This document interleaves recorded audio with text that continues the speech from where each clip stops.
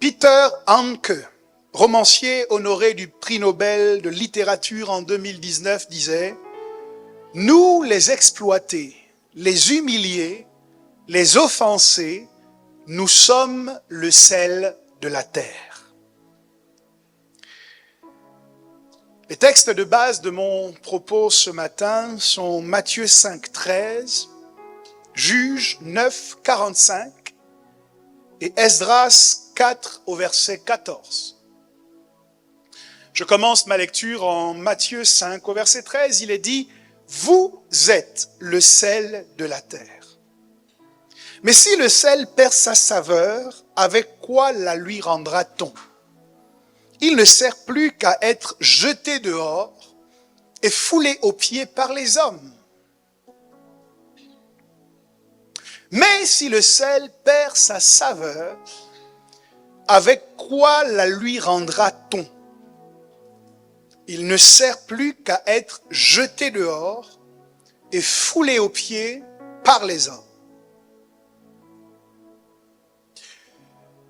Jésus emploie cette image pour parler des chrétiens.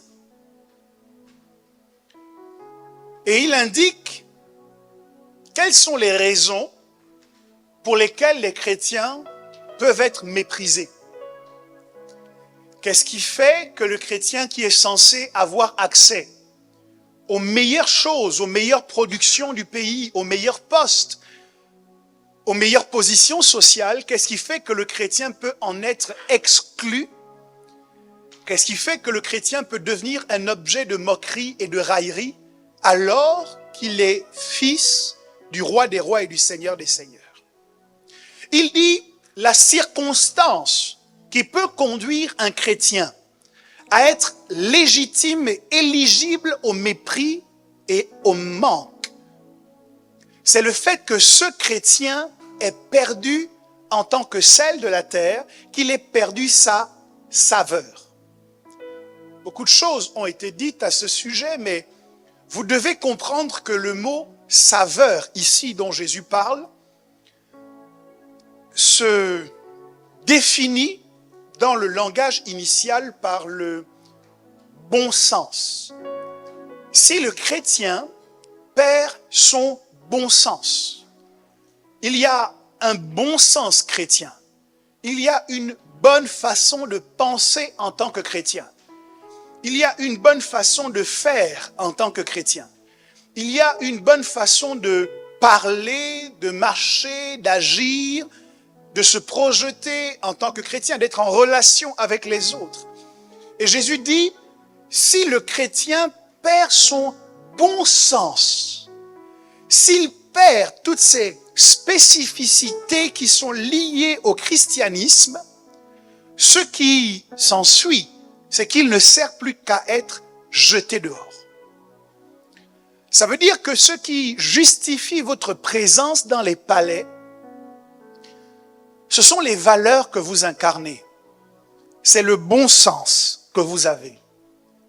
C'est la bonne logique qui est la vôtre. Et je veux vous challenger à questionner souvent la logique avec laquelle vous agissez. Est-ce que le cheminement de pensée que vous empruntez pour arriver à telle ou à telle action, à telle ou à telle attitude, est en conformité avec votre identité de chrétien?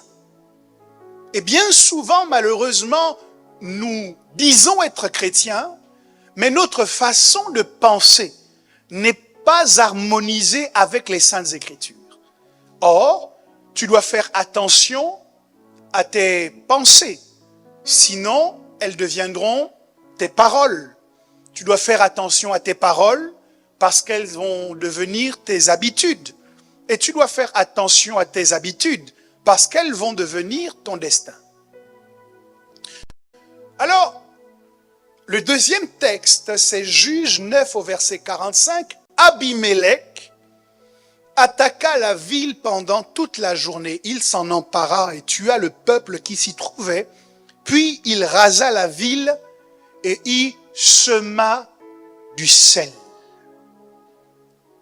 Esdras 4,14 dit « Or, comme nous mangeons le sel du palais et qu'il ne nous paraît pas convenable de voir mépriser le roi, nous envoyons au roi ces informations comme nous mangeons le sel du palais.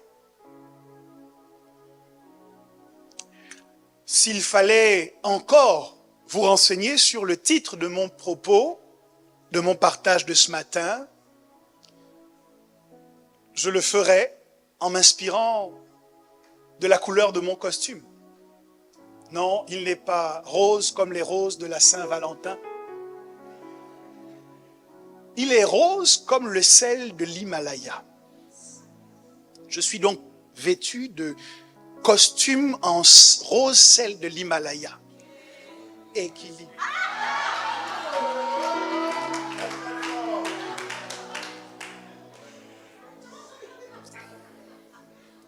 Ce n'est pas moi qui porte le costume, mais c'est le costume qui me porte.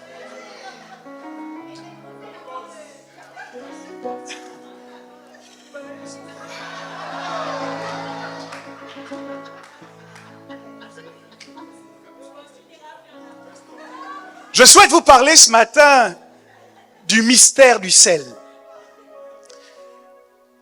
Peut-être que vous n'êtes pas au courant et ce n'est pas en réponse à cela, je tiens à le préciser, mais il y a une polémique qui enfle aujourd'hui sur les réseaux sociaux entre un certain nombre de prédicateurs, les prophètes d'un côté et les pasteurs de l'autre. Les prophètes qui entendent utiliser comme acte prophétique le sel dans un certain nombre de circonstances, et des pasteurs qui disent pourquoi utiliser le sel, qu'est-ce que le sel peut faire que le sang de Jésus ne peut pas faire. Ça ne me concerne pas. Non, plus sérieusement, je crois que le danger dans le cadre des actes prophétiques, c'est de prêter des pouvoirs à la chose qui est utilisée pour poser l'acte prophétique. C'est imaginer que le sel a des vertus surnaturelles.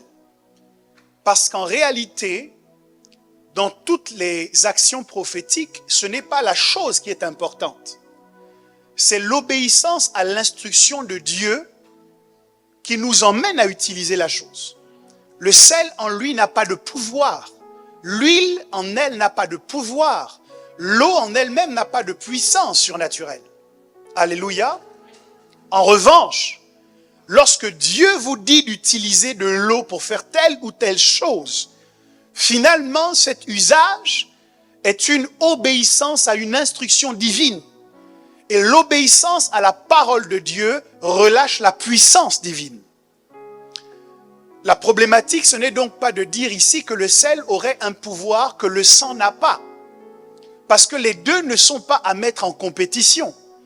Ce qu'il faut pour sortir de cette ornière, c'est de se souvenir que dans la Bible, il est aussi question de symboles. Et que Dieu fonctionne aussi avec les symboles. Et c'est d'autant plus vrai qu'il a besoin d'utiliser les symboles que les choses spirituelles sont des fois trop compliquées à acquérir pour notre intelligence. Je me souviens lorsque j'étais au primaire et qu'on nous apprenait l'arithmétique, on avait besoin d'utiliser des bâtonnets. Vous voyez ? Parce qu'on considérait que notre esprit n'était pas encore suffisamment mature pour abstraire les opérations que nous faisions.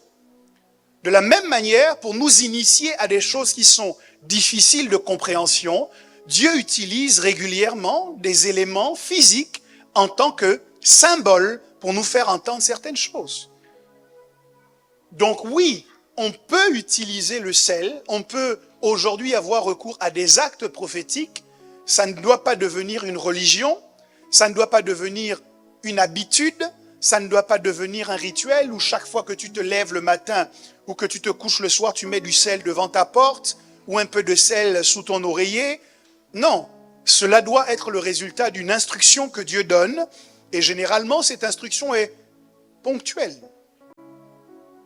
Mais il y a tout de même un mystère dans la déclaration de Jésus que j'aimerais éclaircir avec votre permission ce matin.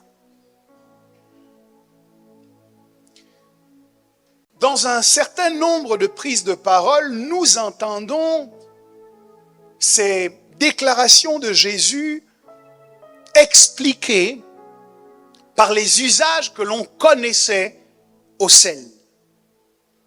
L'usage premier du sel est d'assaisonner la nourriture pour lui donner du goût. Méla en hébreu, alas en grec, parle du sel qui est une denrée alimentaire indispensable. Job 6 au verset 6 est en accord avec moi puisqu'il déclare « Peut-on manger ce qui est fade et sans sel? Y a-t-il de la saveur dans le blanc d'un œuf ?» La nourriture est donc rendue plus agréable au goût, plus attractive, plus attrayante lorsqu'elle est assaisonnée, lorsque du sel y a été déposé. Et en ce sens, on peut entendre dans les paroles de Jésus une invitation à tous ceux qui le suivent d'ajouter de la saveur à la vie des personnes qu'il côtoie. On peut entendre dans cette description, dans ce premier usage du sel, que Jésus nous disait, c'est vous qui ajoutez de la saveur à la vie des membres de votre famille.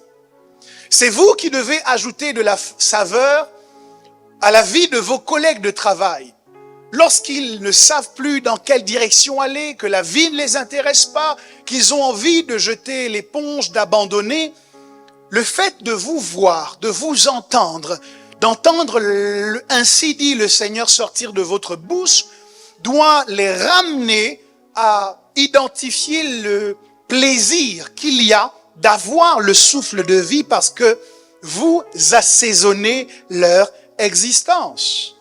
Dis à ton voisin de ma part, je suis là pour donner de la saveur à ta vie. C'est pourquoi tu dois accepter que son absence ne soit pas égale à sa présence. Bouscule-le un peu et dis-lui c'est normal que je crée un peu de mouvement dans ta vie. Okay? Si je n'existais pas, tu allais t'ennuyer. Ta vie n'allait pas être intéressante sans moi. Vous savez, il y a des couples qui tiennent, pas parce que seulement ils s'entendent bien, mais parce qu'ils se disputent aussi bien et ils se réconcilient aussi bien. Il y a des gens qui sont là pour ajouter du peps à la vie de l'autre. C'est-à-dire que s'il n'était pas dans ta vie, tu sais toi-même que ta vie allait être mélancolique, morose, ça n'allait pas avoir de sens. Tu as besoin de temps en temps qu'elle vienne à la maison en disant « Chérie, je suis désolé, j'ai gratté la voiture. » Okay. Parce que ça ajoute de la saveur. Ok? Tu as besoin qu'il arrive et qu'il dise « Non, vraiment, je suis désolé bébé, mais je suis passé à côté de ce magasin et j'ai vu cet ordinateur. Cet ordinateur, quand tu l'allumes, le visage de Christ apparaît. Je n'ai pas pu résister. J'ai pris l'argent qu'on avait mis de côté pour notre apport sur le compte joint et j'ai utilisé cet argent pour acheter cet ordinateur. Regarde cet ordinateur, n'est-il pas beau? N'est-il pas mignon? Ne s'allume-t-il pas? Ok, et toi tu as envie de craquer parce que tu penses à l'apport. Mais s'il n'était pas dans ta vie, toi-même tu sais que tu allais t'ennuyer. Donc c'est important que vous ne soyez pas une identité fade dans la vie de ceux qui vous entourent. Hein? Ne respectez pas, s'il vous plaît, parce que nous n'y sommes pas, ne respectez pas ce panneau que l'on voit souvent entreposé dans les WC. Prière de laisser cet endroit comme vous l'avez trouvé. Non. Ne laissez pas les gens comme vous les avez trouvés. Impactez-les, dérangez-les, boostez-les. Que ce soit positif, parfois ce sera négatif. Parce que pendant qu'ils vous disent des bêtises, vous ne pouvez pas vous taire. Comme Jérémie, vous avez envie, mais vous ne pouvez pas. C'est comme un feu qui brûle à l'intérieur de vos os. Vous êtes obligé d'ouvrir la bouche pour dire ceci est une abomination. Personne ne t'a demandé ton avis, mais ça brûle. Donc ne les laissez pas comme vous les avez trouvés. Ne laisse pas ta famille dans l'état dans lequel tu l'as trouvée. Tu vois, les gens te diront, non mais dans cette famille, on a toujours fait comme ça. Mais heureusement que je suis venu, parce que maintenant que je suis là, on ne fera plus comme ça. Je ne suis pas venu pour confirmer ce que vous avez toujours pensé et ce que vous avez toujours fait. Vous savez, dans les étapes de la narration, quand on raconte une histoire, quand on vous a fixé le décor, le contexte, il y a un élément essentiel qu'on appelle l'élément modificateur, l'élément perturbateur. Je viens te dire au nom de Jésus que tu es l'élément modificateur de l'histoire de ta famille. Là où les sorciers avaient dit que les gens ne se marieraient jamais, toi tu vas te marier et ça leur donnera des maux de tête. Ils se demanderont, mais par où elle est passée pour entrer dans le mariage alors qu'on avait tout verrouillé? Et tu riras de la joie de l'Éternel et tu diras, je suis l'élément modificateur de ma famille. Et maintenant que j'ai ouvert la porte du mariage, je m'assure qu'elle reste ouverte pour que mes cousines germaines puissent entrer, pour que toutes mes sœurs puissent entrer, pour que même ma mère qui ne s'était pas mariée puisse aussi rentrer dans le mariage, parce que je suis un élément modificateur. On a dit que dans ta famille, les gens devaient mourir à un certain âge.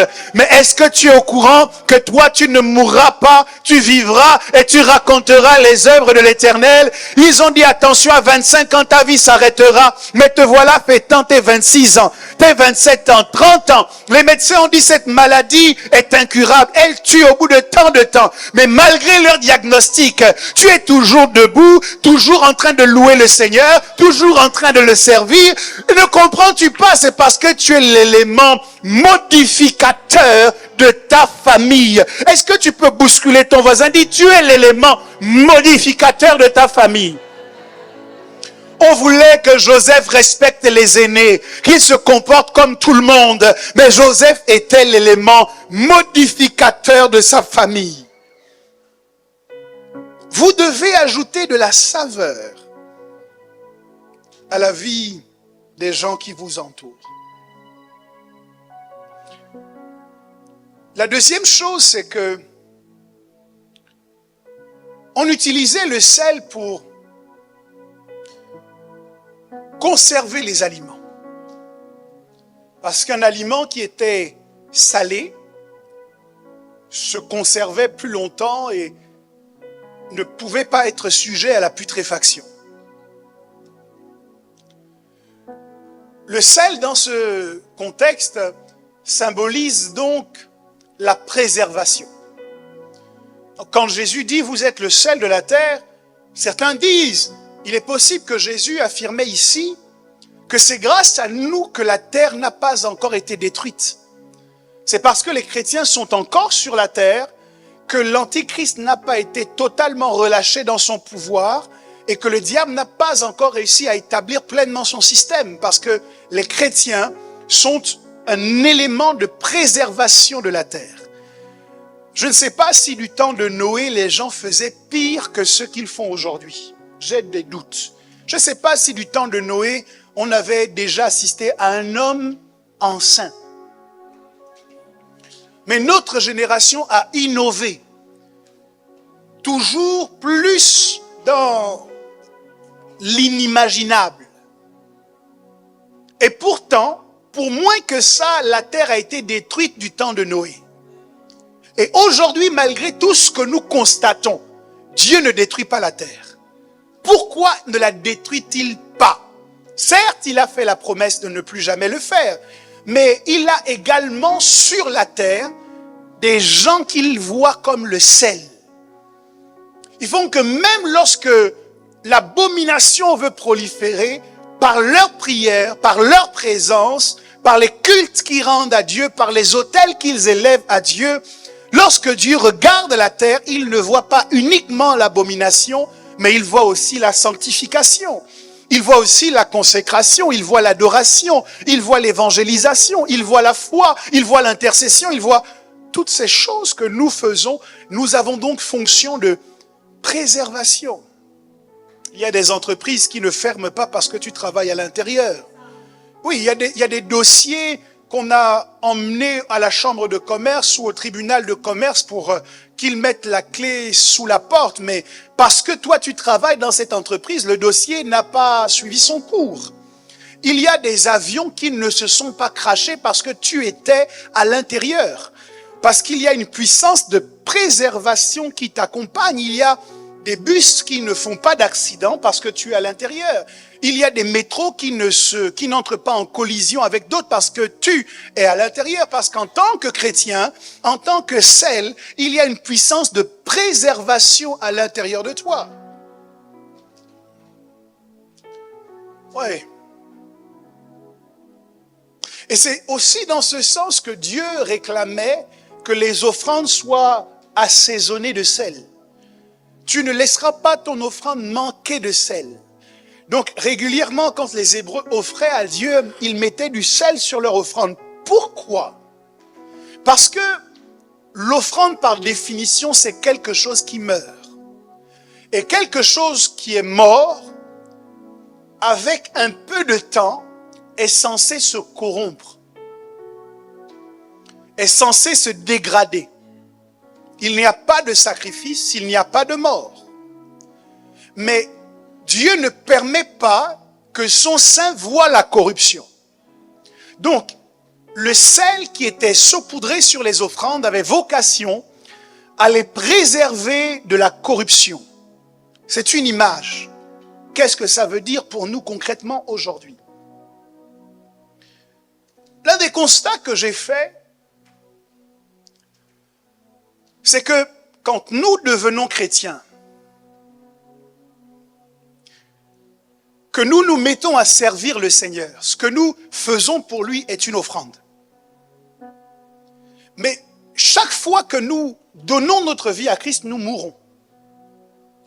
Et à partir du moment où nous sommes morts, la corruption commence à s'attaquer à nous. Donc il y a une forme de corruption qui s'attaque à ta fidélité à Dieu.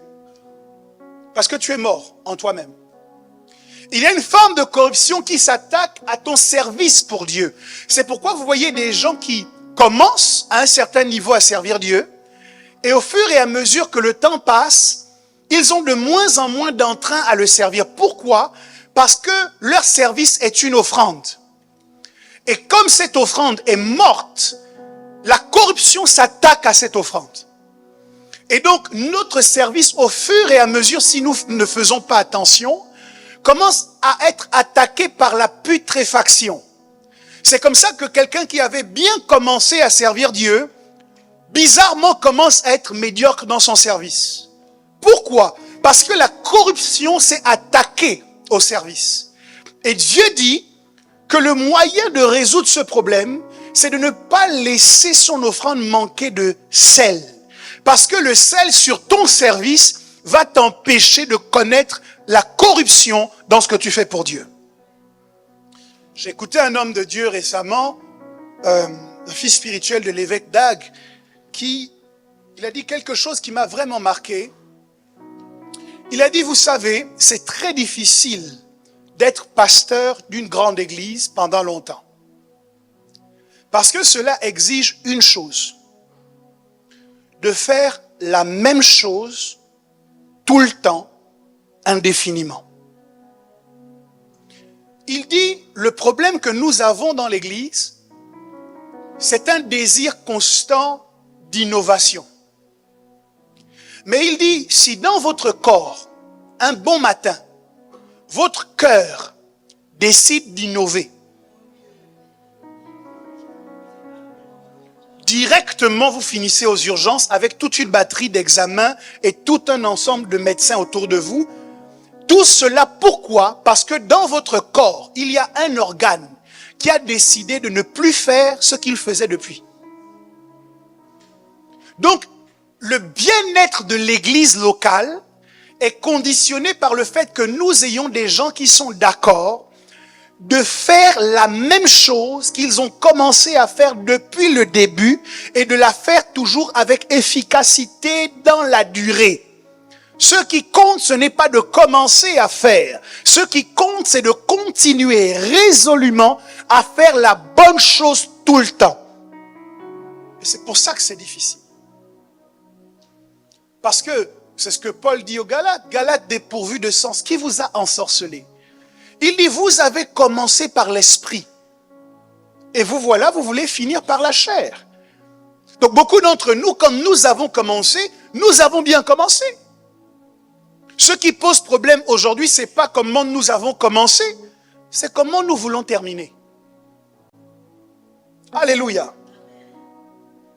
Et donc, tu as besoin de mettre du sel, c'est-à-dire, tu as besoin de mettre de la préservation dans la façon dont tu sers Dieu. De la préservation dans ta fidélité à Dieu. De la préservation dans ta manière d'évangéliser. De la préservation dans ton rapport aux autorités. De la préservation dans ton rapport à la sanctification.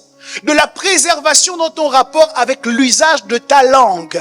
De la préservation dans toutes les choses qui sont liées à ton christianisme, parce que c'est le fait de ne plus continuer sur les bonnes bases que tu as posées au départ qui va te poser problème. Que la corruption ne te touche pas au nom de Jésus. Je dis que la corruption ne te touche pas au nom de Jésus. Alors, c'est peut-être aussi à cause de cette dimension de préservation que le sel était utilisé pour exprimer quelque chose de durable, quelque chose de perpétuel.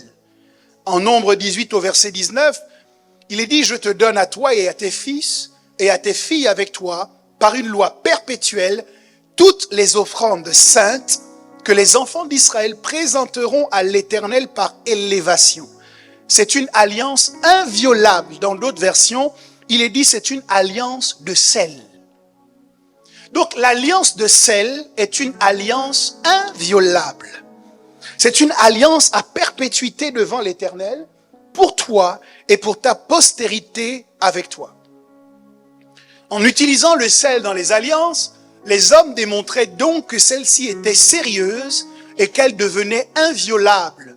Si je dois rapporter cette lecture à notre texte initial, je dis que Jésus nous affirme que vous êtes inviolable. C'est-à-dire qu'il n'y a personne qui peut s'introduire dans votre destin et y mettre le désordre alors que vous êtes en position. Ce que Jésus dit, c'est que vous êtes sécurisé d'une manière qui ne permet pas à l'ennemi de faire dans votre vie ce qu'il veut faire. Il peut jouer au basket ou au football dans la vie de ceux qui n'ont pas Christ. Mais dans la vie d'un chrétien, le diable ne peut pas rentrer n'importe comment, mais il va rentrer comment? Ton corps est le temple du Saint-Esprit. Excusez-moi, je suis embêté. Il y a des gens qui réussissent à se préserver de l'intrusion des voleurs parce qu'ils ont souscrit à une assurance ou à une sécurité qui est gérée par des êtres humains. On a positionné des caméras, il y a des êtres humains qui regardent les moniteurs et qui peuvent intervenir en cas d'intrusion. Vous n'êtes pas sécurisé par des hommes qui regardent le moniteur. C'est Dieu lui-même qui dit que mes yeux sont constamment sur toi. Alors je me pose une question. Je suis la maison de Dieu. Dieu habite à l'intérieur de moi. Et vous voulez me dire que le diable peut rentrer dans la maison et qu'il peut jouer à la balle, il peut jouer au golf comme il veut. Le Dieu qui habite dans la maison que tu es où? Pendant que Satan fait tout ça.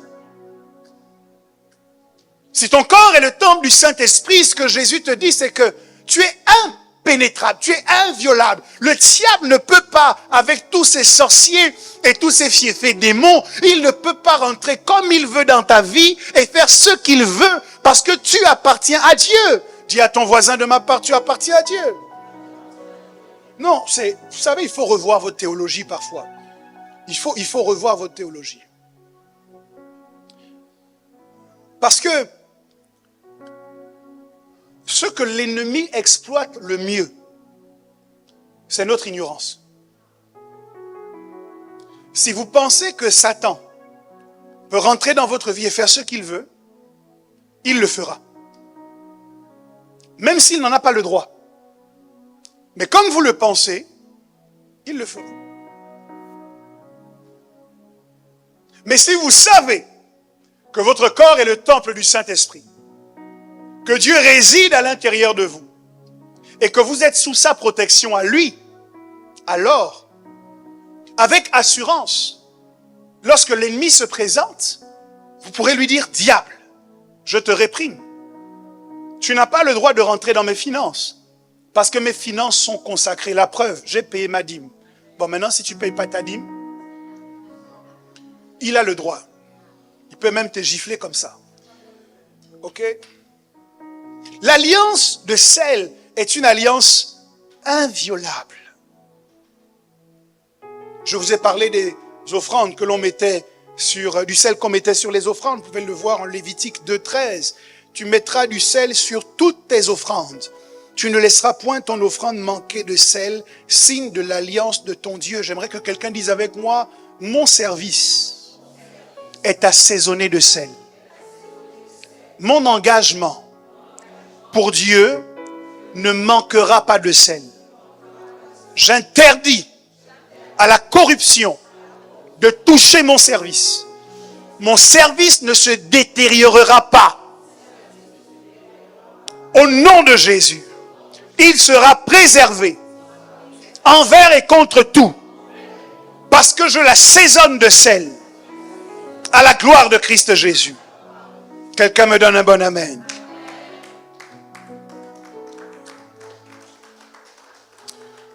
De nos jours, encore, lorsqu'un chef d'État se rend à Jérusalem en visite officielle, le maire de cette ville l'accueille aux portes de la ville en lui offrant du pain et du sel. Pourquoi? Parce que manger le sel de quelqu'un, c'est être attaché à sa maison. Manger le sel avec quelqu'un, c'est faire un pacte avec lui. Ce pacte est appelé pacte de sel, parce que c'est un pacte indissoluble. Et c'est pour cette raison que dans Nombre, ou plutôt dans Esdras, ils disent, or comme nous mangeons le sel du palais, c'est-à-dire comme nous sommes en alliance avec toi, il ne nous est pas paru convenable de te voir être méprisé. Ça veut dire que si toi et moi nous sommes en relation, si toi et moi nous sommes en alliance, je ne peux pas accepter qu'on te méprise. Numéro 1.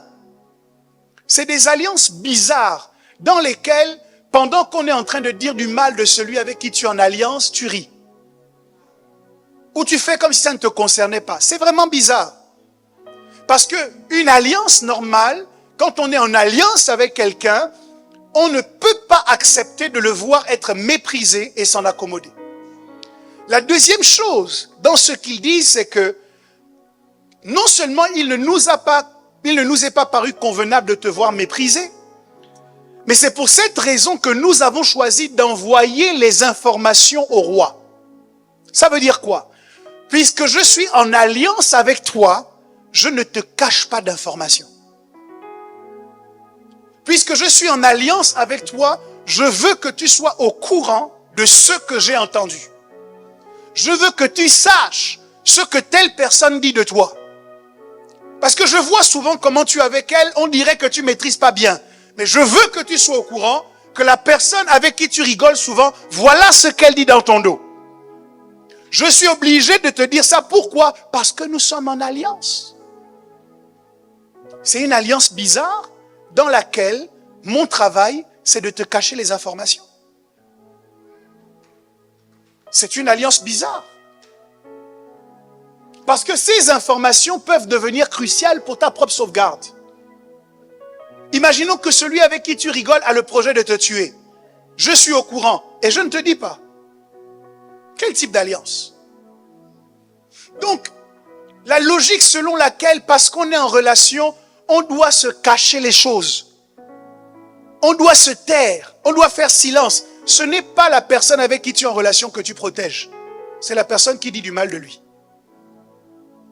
Donc, dans le cadre d'une relation, d'un pacte de sel, les gens qui parlent dans Esdras disent, non seulement on n'accepte pas qu'on te méprise, dis à ton voisin de ma part, je refuse qu'on te méprise. Oui, parce que vous partagez la même église, vous êtes assis côte à côte, donc vous êtes en relation. Même si tu connais peut-être pas son prénom, même si tu lui dis peut-être pas bonjour en entrant, mais vous êtes en relation, tu ne savais pas, mais vous êtes frères et sœurs. Dis-lui, je refuse qu'on te méprise. Et c'est pourquoi je refuse de te cacher des informations. Voilà comment on construit de solides relations. Alléluia. Mais j'ai un problème avec toutes ces lectures que l'on colle à la déclaration de Jésus. Parce que on a vu que le sel, c'est le sel pour les aliments. On a vu que le sel, c'est le sel pour l'offrande. On a vu que le sel, c'est le sel pour l'alliance ou c'est le sel pour le pacte. Mais lorsque Jésus-Christ parle à ses disciples, il ne leur dit pas, vous êtes le sel de l'offrande. Il ne leur dit pas non plus, vous êtes le sel des aliments. Il leur dit encore moins, vous êtes le sel de l'alliance. Il ne leur dit pas, vous êtes le sel pour le pacte. Or, toutes les fois qu'on essaye d'expliquer ce texte, on se réfère aux usages du sel qui diffèrent en fonction de ce sur quoi on le pose. Ces lectures peuvent enrichir notre compréhension, mais elles ne peuvent pas remplacer le fait que lorsque Jésus-Christ dit « vous êtes le sel », il ne dit pas seulement « vous êtes le sel ». Il dit « vous êtes le sel de la terre ». Et c'est là que tout se complique. Parce que ce qui fait la signification du sel dans cette expression, ce n'est pas le sel en lui-même. C'est qu'est-ce qu'il sale. S'il sale l'offrande, il a une signification. S'il sale une alliance, une relation, il a une signification. S'il sert à faire un pacte, il a une signification. Mais en l'occurrence, le sel dont Jésus parle ici, c'est le sel de la terre. Et là, ça change tout. Parce que, je sais, nous ne sommes pas agriculteurs et donc je vous donne l'information gratuitement. La seule fois que le sel a été utilisé pour saler la terre, c'était dans le cadre d'une guerre. La ville de Sichem, je crois, s'est révoltée. Abimélec a décidé d'aller détruire la ville. Et la Bible dit, quand il a fini de raser toute la ville, Abimélec y a semé du sel. C'est la seule fois où le sel est mis en corrélation avec la terre. Dans les autres passages, quand on parle du sel, c'est soit en lien avec les offrandes, en lien avec les alliances, en lien avec les pactes et toutes ces choses. C'est curieux parce que lorsqu'Abimélec pose cet acte, il le pose dans un contexte belliqueux. C'est un contexte de guerre. Ça veut dire que quand Jésus-Christ dit « vous êtes le sel de la terre », Jésus n'est pas en train de nous appeler à une manifestation pacifique. Jésus n'est pas en train de nous appeler à une manifestation harmonieuse avec notre environnement. Jésus s'appuie sur une expérience entre le sel et la terre qui a beaucoup plus de rapport avec la guerre qu'avec la paix. Il se peut donc que cette déclaration de Jésus soit une invitation à la guerre. Saler la terre n'a jamais été un acte de paix, bien au contraire. Pour une raison simple, c'est que on a fait cet acte prophétique à Libreville. J'aurais bien aimé vous montrer les photos. Et les gens avaient apporté du sel. Et ils devaient ensuite aller le placer quelque part sur une portion de terre. J'ai une de mes filles qui avait pris un gros contenant de sel. Et donc quand elle est rentrée, elle a pris le sel et vraiment elle a semé le sel dans son jardin. C'était un beau jardin avec de la verdure, avec de la pelouse.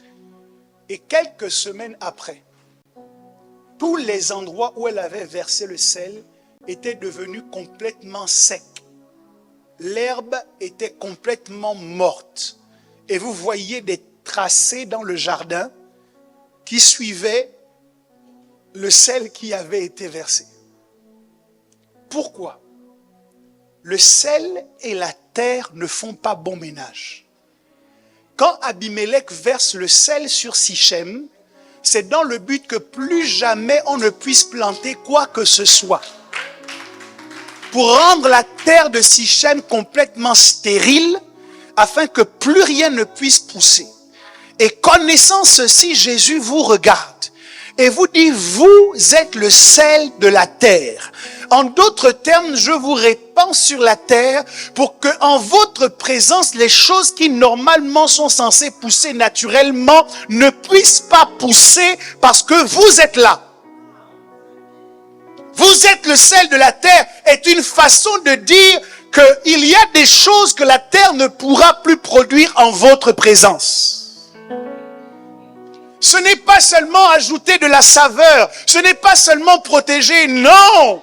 Être le sel de la terre, c'est se positionner sur la terre en sentinelle et surveiller la terre pour voir qu'est-ce qui va pousser et qu'est-ce qui ne va pas pousser.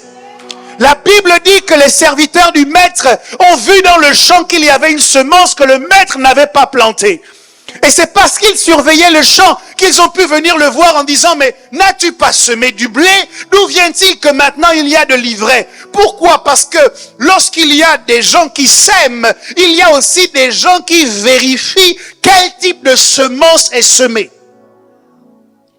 Et quand Jésus nous dit que nous sommes le sel de la terre, quand il te dit que tu es le sel de la terre, il dit, je te prends et je te positionne comme gardien sur l'environnement dans lequel tu vis, afin que tu détermines ce qui a le droit de pousser et ce qui n'a pas le droit de pousser. Lorsque le diable veut faire pousser le mensonge, parce que tu es le sel de la terre, tu dois te positionner et dire au mensonge, ici tu ne pousses pas. De quel droit? Parce que je suis le sel de la terre. Sous ma surveillance, le mensonge ne prolifère pas. Lorsque la corruption veut commencer à venir, le sel arrive et il dit à la corruption qui veut pousser sur sa terre, non, je t'interdis de pousser ici. Va chercher une autre portion de terre, va chercher un autre endroit, mais l'entreprise dans laquelle je suis ne sera pas connue pour les malversations financières. L'entreprise dans laquelle je suis ne sera pas connue pour les promotions canapés. Elle ne sera pas connue pour des harcèlements sexuels. Elle ne sera pas connue pour des burn-out. De quel droit? Parce que je suis le sel de la terre. Oh, il y a quelqu'un qui ne comprend pas encore sa responsabilité. Vous savez, on était à Libreville et il fallait agrémenter l'allée qui mène au lieu de culte. Donc on a mis des bacs à fleurs et on a fait venir de la terre. Et on a versé de la terre dans les bacs à fleurs et un soir, alors que j'étais avec les gars qui travaillaient, on était assis, on était en train de parler. On s'est assis sur le rebord, juste après que la terre ait été mise. Et à un moment donné, on voit quelque chose qui bouge dans la terre. Bon, nous sommes des hommes. Nous avons donc la responsabilité de nous comporter en bonhomme. Donc on fait comme si de rien n'était, mais quelque chose a tremblé quand même. Et puis pendant qu'on regarde bien, on voit la chose qui se... C'était vraiment tout fin. Et quand je regarde, ça avait à peu près la taille d'un long ver de terre. Pendant que je regarde et que je me dis, il n'y a rien à craindre, ce n'est qu'un ver de terre. Celui qui était à côté de moi, qui est plus expérimenté, regarde, il dit, non évêque, ça c'est un serpent. Je dis, non, c'est pas possible. Et puis au moment où on enlève, on commence à mettre la lumière pour bien vérifier. je vois le mouvement du truc. J'ai dit, depuis que je suis né, jamais je n'ai vu un ver de terre faire les non. Agile, c'est-à-dire l'est-presse, il réussit à...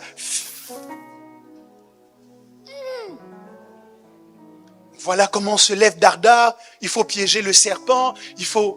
Donc, bon, au final, nous avions un verset biblique. La postérité de la femme t'écrasera la tête. Donc, au final, sa tête fut écrasée. Donc, il n'y a pas eu de mal et tout ça. Mais pourquoi je vous dis ça? Parce que ce serpent est venu dans l'espace où nous étions en train de planter un jardin. Et j'ai découvert que chaque fois que Dieu plante un jardin, il y a un serpent qui vient. Votre vie est pleine de jardins. Dans votre vie, Dieu a planté votre famille comme un jardin. Et dans votre jardin familial, il y a des fruits que vous devez manger. L'entente, le bonheur, la solidarité, le soutien, la compréhension. Mais chaque fois que Dieu plante un jardin, exactement comme en Éden, il y a un serpent qui vient. Et le serpent vient aussi avec sa qualité de semence pour contrecarrer la semence de Dieu. Et quand le serpent vient dans un jardin familial, il va venir semer la zizanie, la discorde, la jalousie, les rivalités, la haine. C'en est au point où, lorsque le neveu obtient de bons résultats à l'école, la tante ne peut pas se réjouir parce que son fils à elle n'a pas eu les mêmes résultats. Et vous avez des familles dans lesquelles on s'appelle tonton, tantine, mais on œuvre dans le secret pour détruire l'un, pour détruire l'autre. Et il y a des gens, il ne faut pas s'en cacher. Il y a des gens qui ont grandi dans ce type de famille. Et quand ils arrivent à l'église, ils ne se disent pas que c'est différent. Ils vont reproduire dans l'église ce qu'ils ont connu dans leur cellule familiale d'origine. Et ils ne comprennent pas quand vous dites ici on se pardonne, ici on se soutient, ici on s'aime. Parce que quand ils pensent à la famille, ils pensent à la compétition, ils pensent à la rivalité, ils pensent à la mésentente, ils pensent à la discorde, ils pensent aux rivalités. Le serpent vient dans chaque jardin. Votre domaine professionnel est un jardin que Dieu a planté. Qu'est-ce qu'il doit produire? Il doit produire l'épanouissement professionnel. Vous devez vous sentir à l'aise et heureux au travail. Vous devez être fier de ce que vous accomplissez. Votre environnement professionnel doit vous produire les revenus suffisants pour pouvoir vous réaliser dans la vie, construire une maison, acheter une voiture, financer vos études ou les études de vos enfants et j'en passe. Mais dans chaque jardin, il y a un serpent. Et le serpent arrive également avec son lot de semences. Et il vient afin de semer dans l'environnement de travail que vous connaissez des problèmes avec votre chef, des problèmes avec vos collègues de travail. Vous n'arrivez plus à vous entendre ou à fonctionner en bonne intelligence. Votre lieu de travail n'est plus un espace agréable où vous allez avec la joie. Mais vous levez le matin avec des angoisses dans le cœur. Parce que vous vous demandez à quelle sauce on va encore me manger aujourd'hui. Tout cela, ces semences d'abus dans le management, d'évaluations qui sont tronquées, toujours pour vous mettre en situation psychologique fragile. Toutes ces choses sont liées à une semence satanique que le serpent est venu déposer dans le jardin que Dieu avait planté pour vous. Prenez n'importe quel domaine de votre vie et vous avez mis le doigt sur un jardin. Un jardin. Mais nous ne voyons plus ces domaines de nos vies comme des jardins parce que aujourd'hui nous sommes tellement confrontés à la manifestation de la semence du serpent que nous en venons à considérer ces jardins comme des lieux de destruction. Non, le jardin est bien. C'est la semence du serpent qui pose problème. Et comme Dieu savait, après avoir planté le jardin, que chaque jardin attire un serpent, vous savez ce que Dieu a fait? Il a mis au milieu du jardin un homme. avec la responsabilité de garder le jardin. En fait, Adam était le sel d'Éden. C'est la présence d'Adam et la surveillance d'Adam qui aurait dû empêcher le fait que le serpent arrive et qu'il sème dans la pensée d'Ève tout ce qui l'a conduit à manger le fruit défendu. Adam a échoué. J'ai une question pour toi. Et toi? Jésus revient nous dire, le rôle que j'avais donné à Adam, c'est un rôle que vous tous, vous avez en partage. Vous êtes le sel de la terre. Vous êtes les surveillants de tous les jardins dans lesquels vous vivez. Vous êtes les gardiens de ce qui peut pousser sur cette terre et de ce qui ne peut pas et qui ne doit pas y pousser. Et si des choses négatives poussent, c'est souvent parce que les gardiens ne font pas leur travail. Tu dois te demander, est-ce que je combats suffisamment cette semence à l'intérieur de moi pour l'empêcher de pousser, ou au contraire, je mets de l'engrais dessus? Vous êtes le sel de la terre. De quoi te plains-tu dans ta vie? Tu te plains de la pauvreté? La pauvreté est une semence que le serpent est venu déposer dans le jardin de tes finances. Mais ce n'est pas Dieu qui va venir sécuriser le jardin parce qu'il t'a placé dans le jardin et qu'il t'a donné une responsabilité. Garde-le. Comment tu vas garder tes finances? En développant une meilleure gestion financière. Comment tu vas gérer tes finances? En commençant à mieux gérer les dépenses, à faire un budget avant que l'argent n'arrive dans tes mains, en évitant d'aller faire les magasins quand tu sais que ton compte est au rouge. Comment tu vas gérer tes finances? En donnant ta carte bancaire à quelqu'un qui saura te dire non quand tu veux l'utiliser et en désinstallant l'application du paiement sans contact. Comment tu vas mieux gérer tes finances? En donnant les codes de ton compte bancaire à quelqu'un en qui tu as confiance, qu'il puisse les changer derrière toi.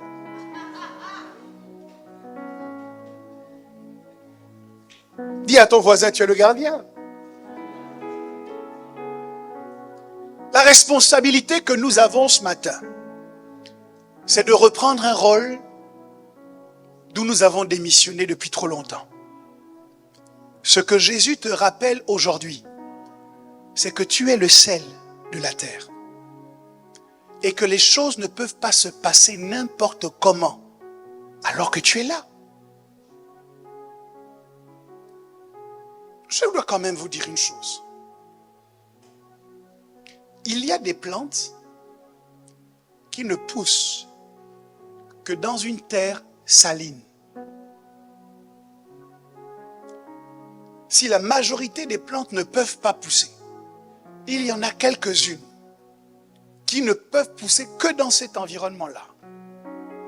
Par exemple, la mangrove a besoin d'être dans un environnement salé pour se développer. Et vous avez tout un ensemble de plantes, les algues, vous avez tout un ensemble de plantes qui peuvent pousser dans cet environnement. Pourquoi? Parce qu'elles s'accommodent du sel.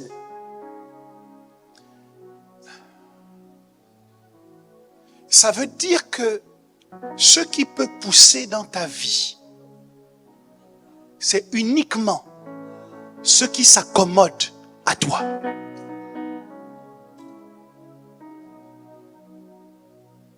Est-ce que tu es d'accord pour que ça pousse? Non, alors ça ne pousse pas. Si ça pousse, c'est uniquement parce que tu es d'accord. Tu es le sel de la terre. Tu vois une addiction qui est en train de se développer dans la vie de tes enfants. Est-ce que tu es d'accord pour que ça pousse ou pas? Si tu es contre, ça ne poussera pas. Tu Tu es le sel de la terre. Est-ce que tu es d'accord pour manger les fruits de la déloyauté? Si tu es d'accord, ça poussera. Si tu n'es pas d'accord, ça ne poussera pas. Tu sais,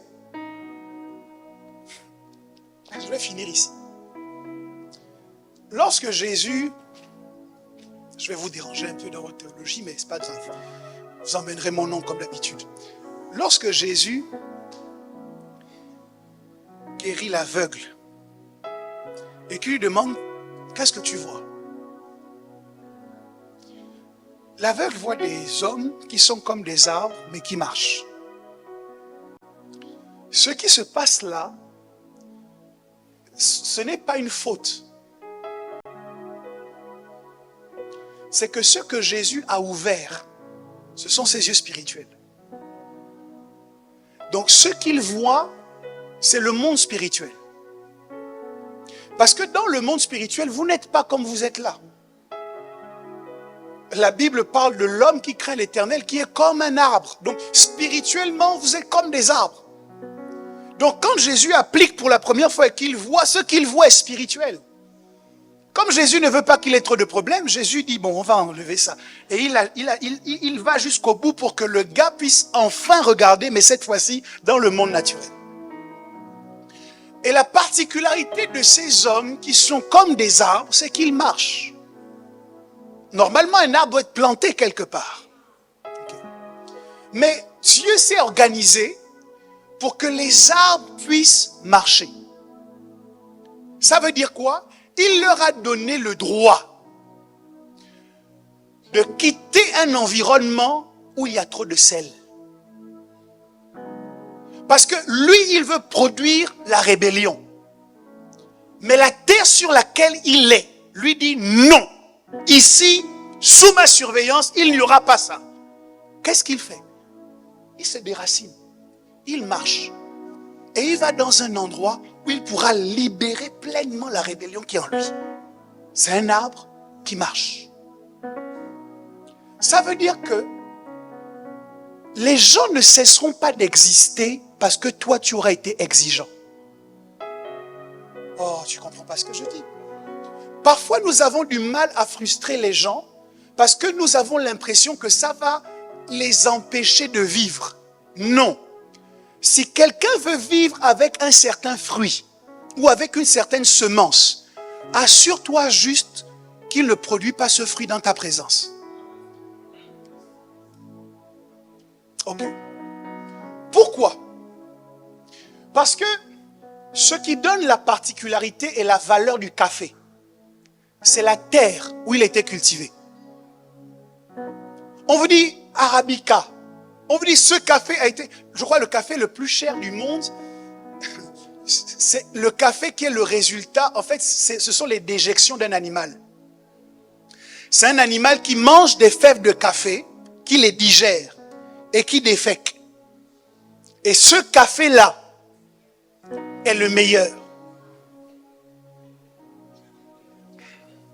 Ça va?